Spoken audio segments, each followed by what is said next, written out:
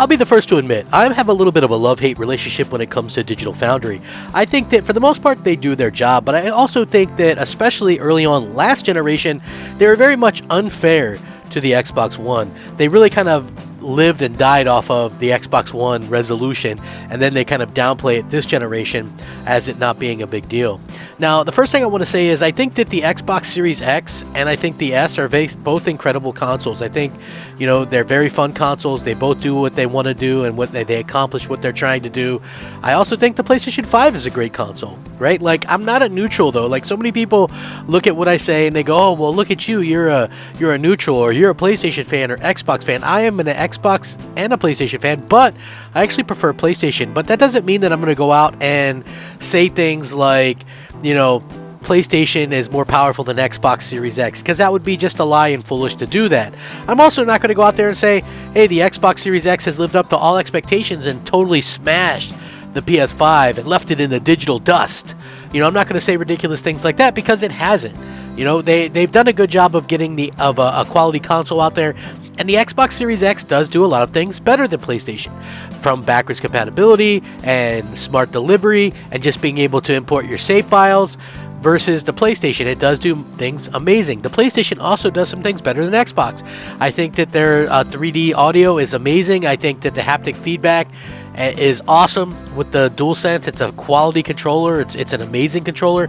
Both have positives, both have negatives. Now, with that being said, the Digital Foundry tends to maybe, I think, pick on Xbox a little bit, and I think maybe Microsoft kind of deserves a little bit of that heat. But at the end of the day, I also feel like, you know, this is pretty much a time when I agree with what Digital Foundry is saying, and I'm sure a lot of you will probably agree with this as well. So Digital Foundry did their video, and they were talking about new consoles and this leak from you know, the TV maker TCL, and they get into it what they think is needed with next generation. Basically, should there be mid-gen refreshes this gen like there were last gen? Digital Foundry actually doesn't think there's a need for mid-gen consoles this generation, as the current gen is not large enough with the install base. There's also supply constraints, and those constraints aren't even expected to subside until maybe 2024 or later. So think about that. They're already having trouble getting consoles into people's hands, and then you come out with a brand new console, which is going to cause a rush that's going to cause the console to have trouble getting in people's hands. This is going to be a problem going forward, and I don't see it as being something that they're going to be able to kind of work around as easily as people think they can. And I also want to point out that, I mean, we're pretty much promised 4K 60, and with a lot of the technology that we're getting with the sampling and things like that, we don't even need to get that. I think that people kind of forget that. Like, the best mid kind of range that we should be expecting, thanks to some of this new technology, is like 1440p can look as good as native 4K. You get 60 frames, you can get some ray tracing. I don't think we need mid-gen refreshes. We got mid-gen refreshes last generation. First of all, the PS4 and the Xbox One were both incredibly weak right from the start. We didn't start that way this generation. You know, we actually started off very much in a powerful position. Also, there was an influx of 4K TVs being bought last generation as well. So people have to remember that, right? 4K TVs became incredibly affordable. You could pick one up for a couple $100, and I mean, you still can. Obviously, not one that's going to do 120 frames and, you know, and the best of the best of the best. But, you know, you can still play a 4K game at 60 for a few $100. Whereas, what would be the point of doing a mid-gen refresh that's going to do 4K 60 when we're already doing 4K 60, even if it's upscaled or what have you? I just don't feel like it's something that is happening. And that's their next point as well, is that the rise of 4K displays became popular, which is not happening with 8K, right? They want 8K to be a thing, and I get that, but 8K is just not needed, and people aren't buying this. These things are super expensive, and we keep seeing this happen time and time again, where everybody just thinks that the technology is going to keep coming and coming and coming, and it's not really the case. We're not even getting full current gen games yet. I mean, very rarely have we been getting those. Supposedly, Sony is going to support PS4 games almost till 2025. You know, I don't know how much further we're going to get with cross-gen, but they're supporting, you know, the old hardware quite well right now. Both them and Xbox. Well, Xbox, that doesn't really have much this year, but it does seem like both are going to be supporting old consoles. So you're telling me that we're going to come out with a new console just in time for them to get next gen or titles, next gen only titles. Would have been the point of upgrading when we did, right? It doesn't make a whole lot of sense to do that, and a lot of people would feel slighted, and I feel like that's probably a big reason as to why we won't get these upgraded consoles like what people are suggesting. I feel like if these console companies know that they're going to have an elongated console generation this time, maybe at that particular point you go, you know what? I think that we would come out with a mid-gen refresh at the 5-year mark, and I think that would make sense if they know it's going to last 8 years.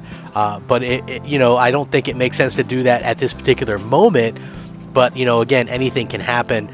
A big part of the reason why we got last gen, just like I said, just like what they're talking about, was the Xbox One was so vastly underpowered, and it was. I mean, Microsoft made an incredibly big mistake by going after a console that was so vastly underpowered that basically they had to make it underpowered in order for it to be able to go out there and have a Kinect for the price that they did. I mean, we can hate on Kinect, like I'm not a huge fan of it, but I do feel like it's kind of interesting because that was such good technology, especially given compared to the first Kinect, and it was included in the price. But the only reason they could be able to do that was by scrimping on the console itself and by not making it all it could be, which is unfortunate to say the least. We got a lackluster console out of the deal, and that's unfortunate. But yeah, they pretty much cover all the reasons why I would think we're not going to see it. I do think we're going to have a longer console generation than a lot of us probably thought due to the pandemic and so many games getting delayed and things like that. It just makes sense to me. I'm fine with that. I know some people got tired of the Xbox 360p PS3 generation, but I didn't, and the main reason I didn't was because we got games like at an unbelievable clip. In fact, we got so many games in that generation, big games. I know we got, if you want to count all the indie games, we probably got more last gen, but if you think about it, we got so many great games. We managed to get 4 Gears of War games, 3 Uncharted games. We also got 3 Dead Space games. How many Assassin's Creed games? 7. 3 Mass Effect games. You know what I mean? We just got so many great games. It's unbelievable. And we continue to see this going into this. Like, it's taking them longer and longer to make these games. So I, for one, think, they really get the handle on these type of games when it happens. We see this kind of stuff happen where we get actually more games in a generation, and and I like that. I think that that's a smart move on their part. Will this continue to happen? Listen, I don't know. I do think that I would like to just stick with what we have for a while. You don't have to treat everything like phones. Just because you can do something doesn't mean you should. So this is where pretty much one time I agree fully with what Digital Foundry is saying. What do you guys think, though? I'm going to link their video in the description. You guys can check it out. Let me know what you think. And if you do watch my video, please leave a like on it. It helps the video to be seen, and it helps the channel to grow. Rack 'em up, fact 'em up, Crap Gamer 'em up. Thanks for watching. Crap Gamer out.